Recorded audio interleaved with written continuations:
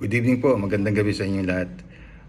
Toti Dulay here, retired professor and consultant. Ang pag-uusapan natin ngayong gabi, interesting ha. Magtataka ka, bakit may ibang tao na powerful, but yung iba hindi? Di ba? Yung iba matalino, cum laude, pero hindi siya powerful. Yung iba ordinary lang, pero it turns out na powerful siya. Ano ang dahilan? Okay. Ang dahilan niyan is yung sources of power. Kailangan marunong ka mag-accumulate ng sources of power. Para, kumbaga sa marami kang sources of power, di powerful ka. Add-on lang eh. Ngayon, bago natin i-discuss kung ano yung mga sources of power, iliwanag muna natin, power per se is not bad. It's not bad. Depende yan sa gamit mo. Kung halimbawa, powerful ka, tapos ginamit mo naman ang power mo sa pagtulong sa tao, ay di good yung paggamit mo ng power. Or powerful ka, pero ginamit mo yung power mo sa katarantaduhan. Di ba? Papatay ka ng mga taong hindi pa naman na sentensyahan. Di ba? Mga ganon. Powerful ka, pero ang ginagamit mo ang power mo para tumulong sa iba, or para magpayaman, tapos itutulong mo sa tao yung yaman mo. Hindi ang ganda ng paggamit mo ng power. So power per se is not bad. Depende sa gumagamit. Kaya nga bumalik tayo sa original lecture na ang value system ang importante. Okay, ngayon, ano yung sources of power na sasabi natin dito? Actually, 6 ang sources of power.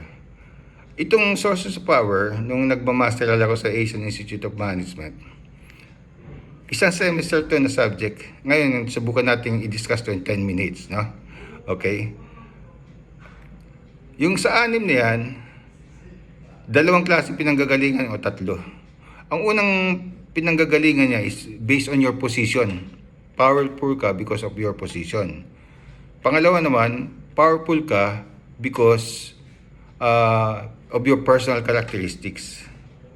Pangatlo, powerful ka kasi mayroon isang context sa situation na ikaw lang ang nakakaalam o ikaw may hawak.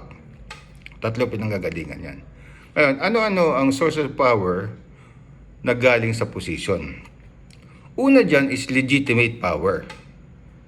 Pag meron kang legitimate power, edi may power ka, may source of power ka. Ano-ano mga legitimate power? Nanalo kang kapitan, nanalo kang mayor, manager ka ng isang company. Meron kang legitimate power. Pero tandaan nyo, ang legitimate power is based on position, no? So therefore, hindi yan permanente. Pag wala ka na sa posisyon, bali wala ka na. Another positional power is yung tatawag na reward power. Ang reward power naman is because of your position, nakapagbigay ka ng mga reward sa tao. Ikaw pumipirma ng overtime, di ba? Ikaw nagde-decide sa mga Christmas gifts, no? Ikaw nagde-decide sa kung ano ang ibibigay sa tao o kung sino mo promote. Meron kang reward power. Yon. Another positional power is yung tinatawag na coercive power. Yung coercive power naman is meron kang paraan para humirap yung iba or para magka-problema yung iba. Coercive power yon. Alam niyo ang coercive power, kahit sino merong coercive power. Alam mo ba, mas kay janitor may coercive power. Pag inasar mo ang janitor, hindi lilinisin yung kwarto mo o yung table mo. Di isang linggo ka doon o isang buwan kang andumi-dumi ng table mo. May coercive power siya. Kaya be respectful to everyone. Kasi lahat may coercive power. Ngayon, ikaw naman, kung gusto mo magka-coercive power, may position ka dapat. Umanap ka ng position para pwede mong takutin kung yung empleyado mo, no, sisisante kita o suspending kita, coercive power yon. Ang mga teacher may coercive power over their students. No? Yan yung positional power. Ano naman yung power na galing sa personal? Ang isang power na galing sa personal mo is yung tatawag nating expert power. Powerful ka kasi meron kang expertise na hindi alam ng iba. Alam ba, abogado, may expert power ka. Accountant, may expert power ka. Di ba? Doktor, may expert power ka. Yun yung expert power. So, yung may mga pinag-aralan, meron silang automatic na expert power. Di ba? Kaya kailangan mag-aral kayo, mga estudyante, no? Mga kabataan. Isa pang personal source of power, yung tatawag na referent power.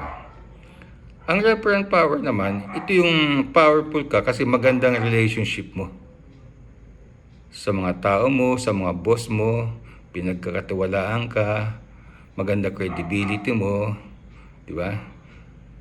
At saka mahal ka nila.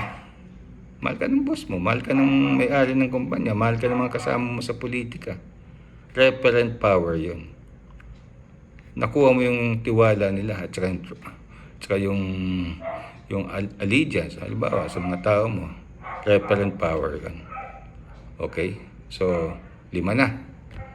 Ayun, itong informational power, ito yung sasabi kong contextual. Depende to. Ito yung powerful ka kasi may isa kang data or information na alam na ikaw lang nakakaalam at saka importante. Alam ba sa business situation, kliyente mo yung isang malaking company for so many years. Ikaw lang nakakalam ng pasikot-sikot. Eh di meron kang tinatawag na informational power. Kasi ikaw lang nakakaalam eh. Kaya hindi ka nahirapan silang palitan ka or sisanting ka. Di ba? Yun yung tawag na informational power. Diba, may alam kang chismis tungkol sa boss mo. Diba? Informational power yun. Hindi ka magalam ng boss mo kasi meron kang isang alam na sekreto niya. Diba? Power yun. Kaya 6 yan. Ngayon, ano advice natin dito? Sabi ko nga, ang power is hindi masama. Diba? Hindi masama. Power per se is not bad. So masama lang yan kung abusado yung may hawak ng power o corrupt. Yan ang delikado. Ngayon nga, value system. Babalik sa value system eh. Kung corrupt ang very powerful person pero corrupt, naku po. Maski na mali kumampi sa China dahil inaagaw ang lupa natin, ang yabang magsalita. Hindi niya alam na mali na siya.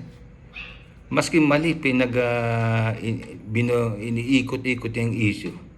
Isa ka ba naman nakikita ang tama na kumakampi ka dun sa nag-aagaw ng lupa natin sa West Philippine Sea? Tama ba yun? Patriotism ba yun? Di ba? Tapos ang yayabang pa nila kung magsalita. Akala mo napakabayani, no? Ginugulo yung issue. Kaya delikado yung maging powerful na tao na mahina yung value system. Hindi alam yung patriotism, mga ganun. Kaya babalik tayo sa mga pagpili ng leader. Dapat checkin natin yung value system. Yung mga nagkakaso na, delikado na yun. May ginawa ng kataranto doon, delikado na. Unang-una, questionable yung value system niya. Diba? Kaya power per se is not bad, ha? Kung ikaw, alam mong matino ang value system mo, subukan mo maging powerful para lalo kang makatulong sa iba. Ganun. For the sake of humanity, kumbaga. Huwag kang iiwas sa pagiging powerful kasi sayang. Kung iba makakuha ng power na masamang tao, ay di sasama lalo ang sitwasyon ng Pilipinas or ng bayan natin. Diba? Kaya kitang-kita mo sa mga galaw ng mga politician natin kung sino ang magandang value system. At siyempre, kung magandang value system niya, bigyan natin siya ng power. Iboto natin siya. Diba? Madali naman madetektan eh. Yung bang senador na 2 beses na nakulong, maganda ba value system nun? Dating presidente na nakulong na, nahulihan ng anomalya, pandadaya, maganda ba value system nun? Diba? Dapat yung mga ganong klaseng politician, wag na natin bigyan ng power. Kasi delikado. Nami-misuse nila yung power. Ang bibigyan natin ng power, yung mga matitino, yung magaganda ang value system. Kaya tayo mismo, mga taong bayan, ang may karapatan or may pagkakataon na bigyan ng power yung mga matitinong leader. Kasi delikado mapunta ang power sa mga masasamang tao. Pwedeng abusuhin. O nakuha niyo na mga kasama? Ganyan lang sa power.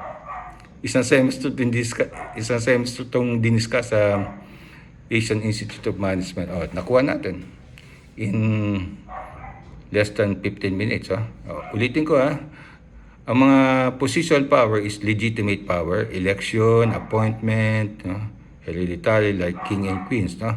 Reward power, yung may ability kang magbigay ng premyo or reward or magandang kondisyones. Coercive power, yung may ability kang pasamain ng sitwasyon ng isang tao. Pwede mong pabugbog, kumbaga. Expert power naman, yung meron kang alam na kailangan ng organization o ng tao. Halimbawa, abogado ka, doktor ka, accountant ka, expert power yun. Referent power naman, yung mahal ka ng tao, boss mo, o subordinate mo, dahil magandang trust nila sa'yo. Magaling ka, makihalubilo sa kanila, mabait ka. Referent power yun, relationship, no? And finally, informational power. Yung bang may hawak ang sekreto or isang process na ikaw lang nakakaalam, na nahihirapan silang maghanap ng kapalit because ikaw lang nakakaalam. Yun yung informational power. O sige, yun lang. At least may na-discuss tayo for today. Okay. Good night sa inyong lahat. Bye-bye.